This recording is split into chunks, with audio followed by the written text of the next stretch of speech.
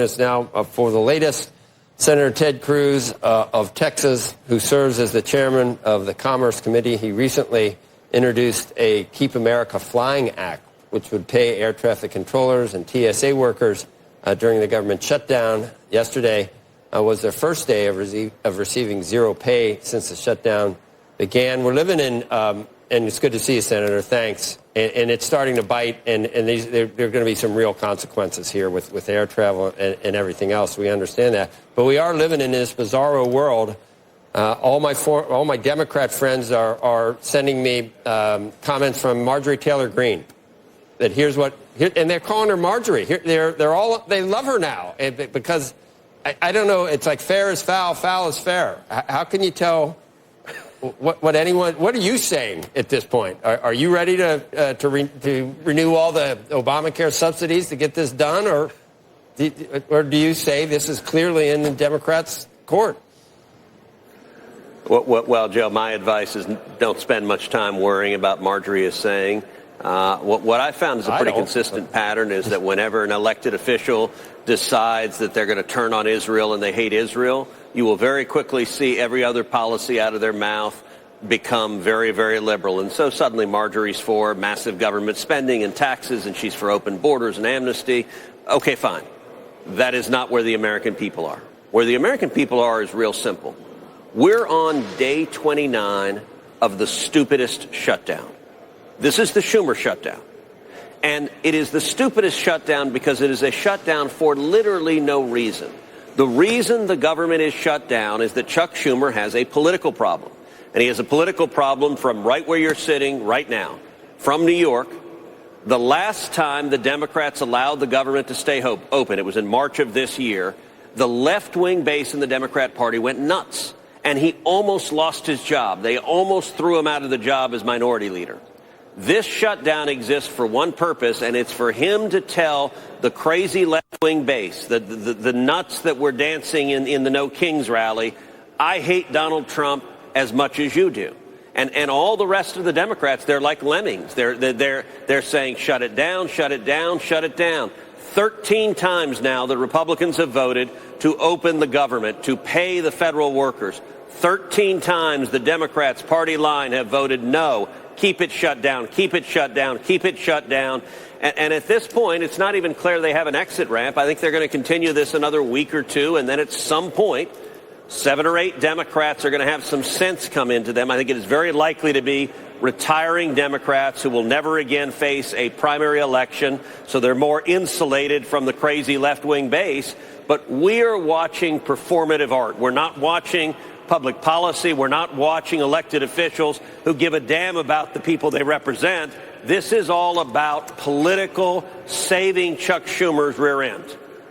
There's a study out that's highlighted in an op-ed piece in the Journal about the Paragon Institute to where the increases in the Obamacare premiums are coming from this year. The base premium, 83.3%, has to go up just based on the Unaffordable Care Act, which is basically what it is. Increase from all other factors in 2026, 13.3%.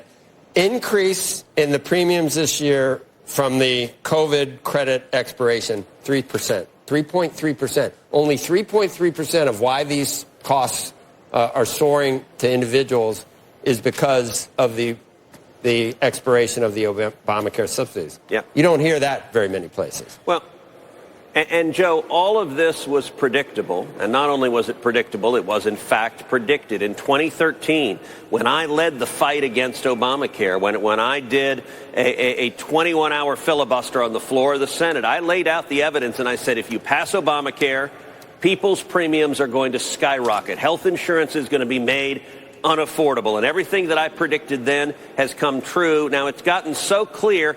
Even the Washington Post, hardly a right-wing publication, the Washington Post just a few weeks ago admitted the, quote, Affordable Care Act is not remotely affordable. It has caused these premiums to skyrocket. Now, you and I both understand economics. Economics 101. If you want prices to drop, what do you want? You either want more supply or less demand. Well, we're not going to get less demand. The demand for health insurance is steady and growing. So the only way to get prices to drop is to have more supply.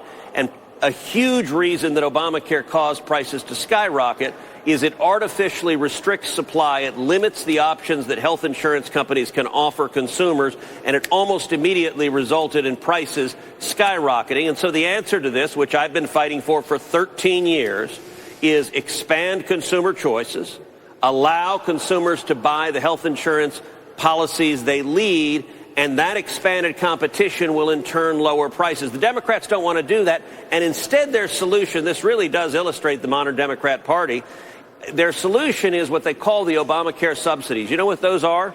Those are direct payments to a handful of giant health insurance companies. It's corporate welfare on steroids, and mind you, since Obamacare passed, the profits of the largest health insurance companies have more than doubled. That's what's happened. And so the Democrats are saying, hey, to the working people, your health insurance is going to keep going up and up and up and up. But we, the Democrats, we really want to give billions of dollars to health insurance companies who've doubled their profits because we're forcing people to buy a product even if they don't want to buy it. Hey, Senator, I understand the desire to want to pay the air traffic controllers and anybody who's working, basically, showing up for work and not getting paid. It's horrific. I can't believe we've gone this far in this government shutdown. But we just had Gary Cohn here, the former NEC director, and he said, look, the problem is if you start to do this one-off, you are never going to get the government completely reopened. I'm putting words in his mouth, but basically this has been the pressure point, the pain point that forces everybody to do their jobs and reopen the government. So I can understand and appreciate this effort. What I think really needs to happen is there's got to be some movement in Washington, somebody who takes a leadership role, somebody who pulls this together to make sure we reopen the government, because there's no reason for the government to be shut down for this long of an extended period of time. None. It's crazy. Look, the Democrats need to stop playing games. I'm hearing a lot of chatter that they want to keep the shutdown going until at least past the election next week, the election in Virginia, the election in New Jersey. Now, bizarrely enough, they think if they shut the government down in a state like Virginia, where you've got a ton of government workers, if you have a ton of government workers who are not getting their paychecks, their calculus is they'll shut it down, they'll vote to shut it down, but they're counting on voters being essentially ignorant and listening to the Democrat spin of, oh, it's the mean Republicans who are taking away your paycheck, except for the minor detail that we have voted 13 times to open the government. If they joined us one of those times, the government would be open. And at this point, the American Federation of Government Employees, the largest government employee union, has come out explicitly and said the Republicans are right, open the government, pass a clean CR. The Air Traffic Controllers Union has come out and said what's the alternative? What do you think the Republicans should do? I don't know. Becky, I don't know. I mean, I think. But what do you think? What do you think they should? But what should they do? I don't know. But somebody's got to be a leader who steps up and fixes this. I mean. It's a continuing resolution. It's a clean CR that. Right, but at some point, I have said all along. So you have to honor the extortion. Honor the extortion. I've said all along. I don't agree with the government, with the Democrats shutting down the government. Then the Democrats need to open the government. But if we do this piecemeal, and believe me, I think it's the right thing to pay those people, but I don't think it's the right thing to pay them piecemeal. I think everybody should get paid. I think the government should be reopened. I think this creates all kinds of chaos. By shaving this off and doing a piecemeal, it extends the potential for them to continue the government shutdown. So look, Becky, if you worry all day long about what might make the Democrats behave badly, you could worry every moment of the day. What I can tell you is we're in the middle of a reckless shutdown that is causing real harm. On November 1st, SNAP benefits, food stamps, are not going to go out. They're not going to go out to 40 million Americans. And the Democrats, they voted yesterday, nope, don't pay for food stamps. They voted yesterday, nope, don't pay for federal employees. Let's take air traffic control. Right now, today, there are 50,000 TSA agents who are going into work. There are 14,000 air traffic controllers who are going into work. They're not getting paid. Yesterday, they had a paycheck that was coming. They got no paycheck. Yeah, it's a horrific situation. Do you think it makes us less safe in the air because Secretary Duffy said they're all stressed on this, right? It has to make our airways less safe. Yeah, it's unquestionably less safe.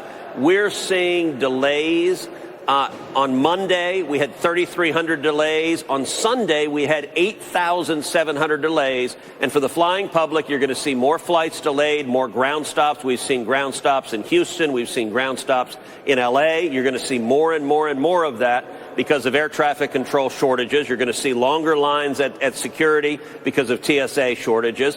And I'll tell you what one Democrat senior aide told Politico. He said, we, the Democrats, are going to keep this shutdown going, quote, until planes start falling out of the sky. That's just reckless and irresponsible, but sadly it sums up where today's Democrat Party is. We, just to even show you how much it really is starting to affect people, we did have a soundbite for you to listen to, Senator. I think it's ready to go, hopefully. I got a message from a controller that said I'm running out of money, and if she doesn't get the medicine she needs, she dies. That's the end. So I'm going to either have to quit this job and take a different one instead of moving America's passengers through it or the cargo. Now I'm going to have to choose my family and my daughter, and that is nothing a parent should ever have to deal with.